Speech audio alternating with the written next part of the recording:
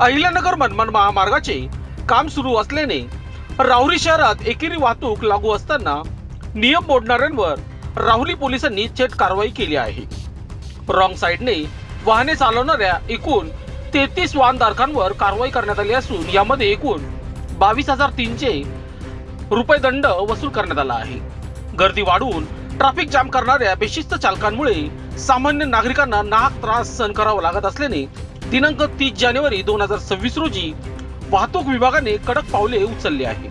यावेळी पोलिसांनी स्पष्ट इशारा देत सांगितले की एकेरी लेन पाळा, रॉंग साईड टाळा, अन्यथा थेट दंडात्मक कारवाई केली जाईल. सदरची कारवाई पोलीस अधीक्षक सोमनाथ घारगे अहिल्यानगर, अप्पर पोलीस अधीक्षक सोमनाथ वाकचौरे श्रामपूर, उपविभागीय पोलीस अधिकारी जयदत्त भवर यांच्या मार्गदर्शनाखाली पोलीस निरीक्षक संजय ढेंगे व वाहतूक शाखेचे सहाय्यक फौजदार भाऊसाहेब आव्हाड, पोलीस हवालदार ठोंबरे दरेकर यांनी ही कारवाई केली आहे.